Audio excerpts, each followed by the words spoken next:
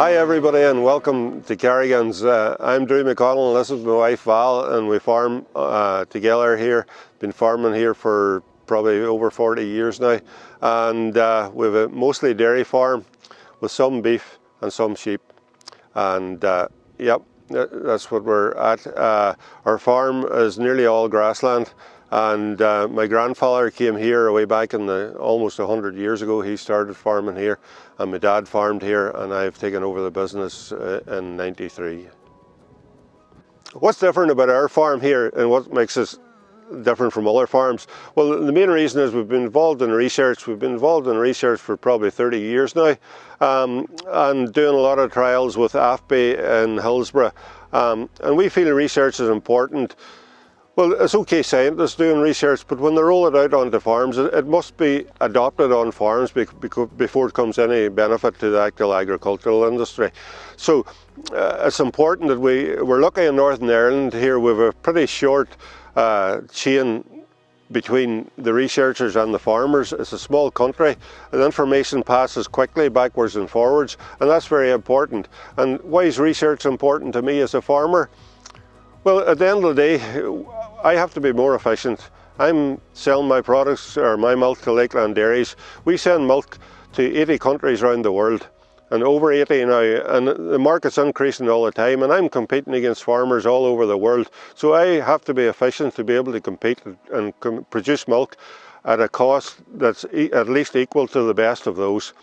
So that's where my challenge is, on trying to be more efficient all the time. At the same time, my cows have to be more efficient as well. I have to make sure that I meet all their needs, and they're able to produce to the optimum of their ability. And by doing so, then they will reduce their carbon footprint for every litre of milk they produce. The more efficient they are, the more milk they produce, and the less inputs goes into them, it lowers their carbon footprint. And that's becoming more and more important as we go forward. So within the UK, we've got about 1.9 million dairy cows. They produce every year about 15 billion litres of milk. So, and a big part of looking after these dairy cows is getting their nutrition absolutely right. They do need that energy, they do need that protein, they need the vitamins and minerals. But unlike us as humans, they actually eat a much bigger quantity. So when a cow's at peak milk production, she's consuming as much calories in one single day as an adult man will consume in the whole of a month. So their diet is a big part of managing them, and getting that correct is a big part of farming and what we do day to day. Feeding cows is obviously then a big challenge because they do eat so much, but one of the things that we're really lucky to have here in Northern Ireland in particular is the ability to grow grass.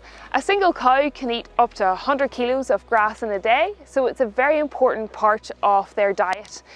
And the beautiful thing that cows do is they take something which is inedible to us as humans, they digest cellulose in the grass, and they turn that into a product that we can then consume, such as milk. And that's really important for us, that we use this resource that we have.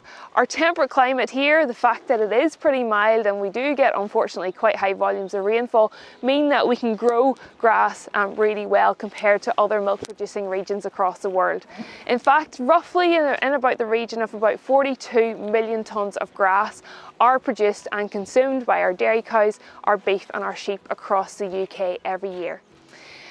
Making the most of this resource is really important as we look to the future, and making sure we've got sustainable farms, because the more grass cows can eat, then the better it is for us environmentally, and we can also produce a healthier product for the consumer as well.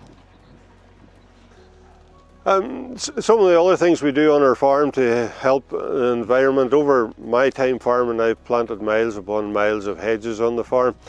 And the hedges, they have a job. They'll provide shelter for the animals, they provide security to keep them in the fields, and also they're a great environment for wildlife. We can hear the birds chirping away at the minute, and yeah, they're a wonderful food source and a wonderful place of shelter for the bird life as well.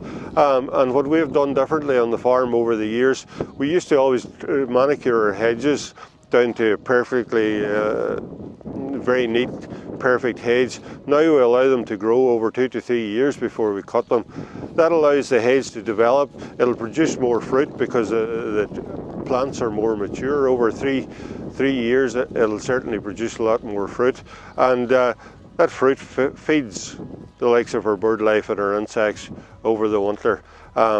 And we can see behind the blackthorns in flower and bloom at the minute, you know, the white flowers and the blackthorn. And come the autumn time, that'll be jam-packed full of sloes. And farmers as a whole tend to think about the environment when they're out in every day.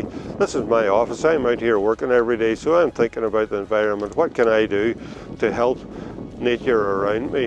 And without the seasons, without nature, I couldn't survive in my job. So I'm trying to do a wee bit every day to try and help nature and help the environment and make it progress so that the next generation can benefit from some of my efforts as well.